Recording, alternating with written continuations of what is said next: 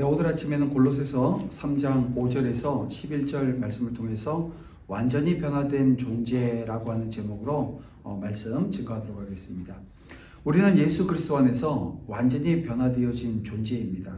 그러면 이제 어떤 변화된 모습으로 오늘 우리가 살아야 할까요? 또 변화된 모습이 오늘 우리 일상에 어떻게 나타나고 있습니까?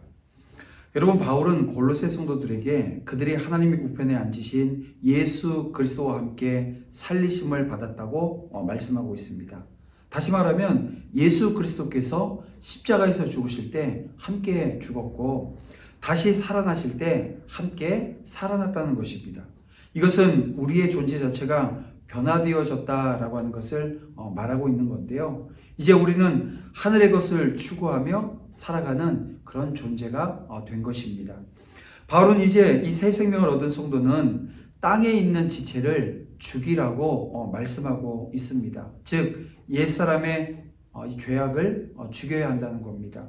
음란, 부정, 정욕, 탐심, 분노, 또 노여움, 비방, 이렇게 오늘 우리의 삶 가운데 찾아와 있는 이렇게 부정적이고 죄악된 모습 가운데서 벗어나야 된다라고 하는 말씀인 것입니다. 예전 삶의 모습은 하나님의 심판을 받아서 다 죽은 거죠. 그렇다고 한다면 성도는 예수님을 알기 전에 이런 모습에서 이제는 죽었기 때문에 벗어나야 하는 것입니다. 바울은 지금 그리스도와 함께 죽고 살아난 성도의 구체적인 삶에 대한 지침을 지금 제시하고 있습니다.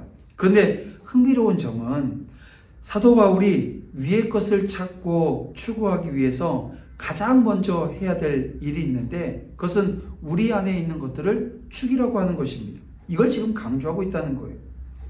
다시 말하면 우리가 성도로 거듭나 하나님 우편에 앉아 계신 그리스도를 바라보면서 또 천국길을 가는 데 있어서 가장 오늘 우리에게 방해가 되어지는 것은 핍박 같은 외부적인 조건이 아니라는 것입니다.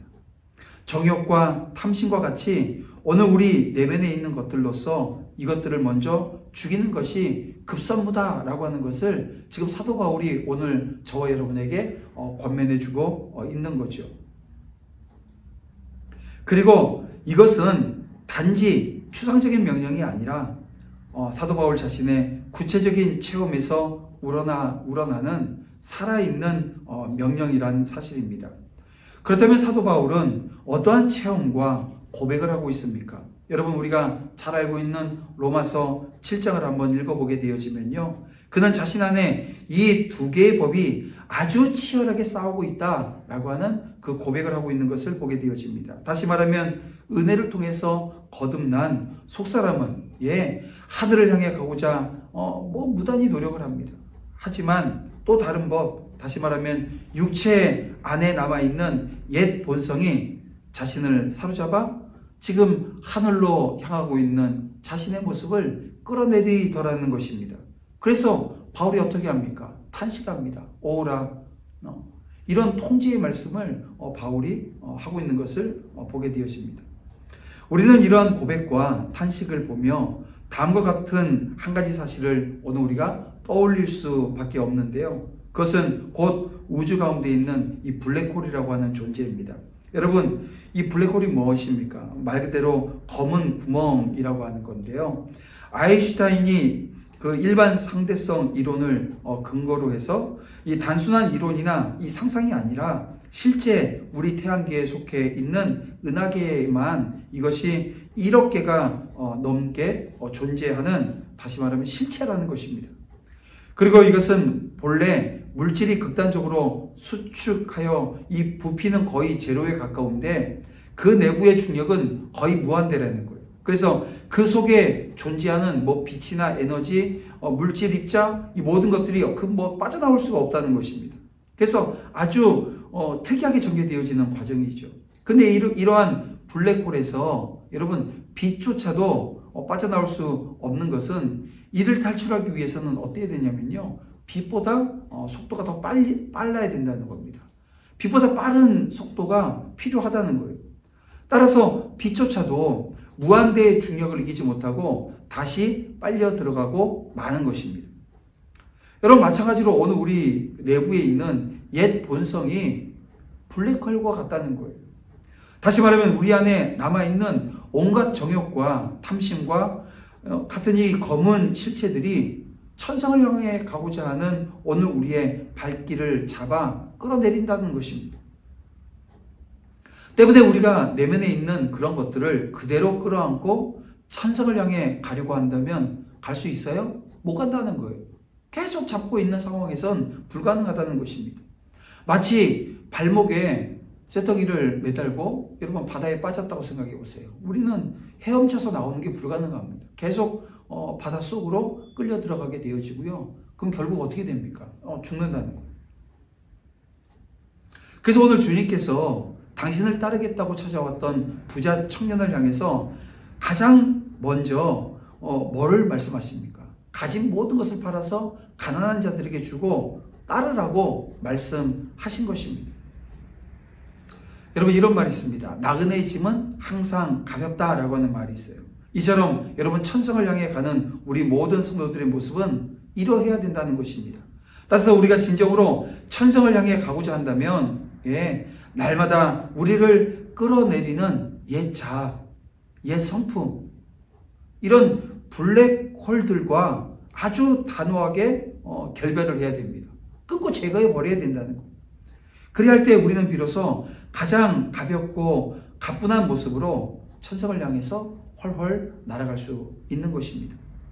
그런가 하면 우리가 얻은 새 생명은 우리의 노력에 의해서가 아니라 오직 예수 그리스도의 사역을 통해서 얻은 것입니다. 여러분, 우리의 환경이나 어느 우리의 능력이나 어느 우리의 모습과는 상관없이 주어지는 여러분 하나님의 능력 가운데 있는 새 생명이라는 것입니다. 그러므로 우리는 창조주 하나님의 능력을 따라서 반드시 그분의 형상을 나타내며 또 새 사람의 삶을 오늘 우리가 살아내야 한다는 것입니다. 하나님의 말씀에 순종하며 예수 그리스도를 따르는 삶이 여러분 자연스럽게 나타나게 되어지는 거죠. 예수님을 따르는 삶은 우리의 성향과 어느 우리의 스타일과 어느 우리가 각자 다른 기호들이 있지 않습니까? 이것에 따라 선택할 수 있는 문제가 아니라는 거예요. 필연적으로 행해야 하는 일이라는 것입니다. 성도라면 누구나 말씀을 따르는 것이 여러분 즐겁고 기뻐야 합니다. 우리는 이러한 성도의 모습을 기억하고 말씀을 따르는 삶을 살아내는 믿음의 신실한 주의 자녀들이 다 되어야 될 줄 믿습니다. 여러분, 육신의 욕망이 우리의 주인이 되도록 방임해서는 안 되는 거예요. 구원받기 전에 옛사람의 본성대로 오늘 우리가 살았지만 새 사람을 입은 후에는 분명한 삶의 목적과 방향을 따라야 합니다. 그것은 우리를 창조하시고 오늘 우리를 구원하신 하나님의 형상을 닮아가는 삶일 것입니다. 새 사람을 입었다고 말하며 여전히 이 땅의 욕망을 따라가고 그 욕망에 매여 사는 사람은 여러분 진정한 그리스도인이라고 할 수 있을까? 여러분, 이 질문에 여러분 뭐라고 답하시겠습니까? 진정한 그리스도인은 옛사람과 그 행위를 벗어버린 사람입니다. 그리고 하나님의 형상을 담겠다라고 하는 삶의 목표를 세운 사람이라는 것입니다. 그리고 그리스도인은 그 하나님의 형상을 닮아갈 때 기쁨과 감사로 오늘 하나님 앞으로 나아가게 되어지는 겁니다. 말씀을 정리해 보겠습니다. 바울은 골로새 성도들에게 그리스도인답게 살 것을 권면합니다. 오늘날 그리스도인이라고 하면서 여전히 육신의 욕망과 그 행위대로 사는 사람들이 있어요. 이건 그리스도인의 삶은 아닐 것입니다. 내 안에 여러분 그리스도의 이 참된 생명이 있는 사람은 하나님의 나라를 사모하지요. 그분의 뜻대로 사는 것을 기뻐하게 되어집니다. 그리스도인은 날마다 자신 안에 하나님의 형상을 새롭게 하는 사람이라고 하는 것 여러분 기억하면서 오늘 하루도 승리하시기를 주님의 이름으로 축복합니다. 기도드리겠습니다. 사랑과 은혜가 풍성하신 아버지 하나님 감사합니다. 이 아침 또 말씀 주셔서 오늘 우리의 삶 가운데 정말 육신의 정욕으로 말미암아 하나님 원하시는 삶의 자리 하나님의 형상을 닮아야 되는 그 자리에 서지 못했던 오늘 우리의 어제의 모습을 기억합니다. 이 시간 다시 한번 결단하며 주님 주시는 은혜로 말미암아 주님 주시는 능력으로 말미암아 오늘 하루 정말 하나님을 닮기 위해서 오늘 우리 안에 있는 죄악된 모습들을 다 죽이고 끊어내는 은혜의 역사 허락하실 줄 믿사오며 예수님의 이름으로 기도드립니다. 아멘.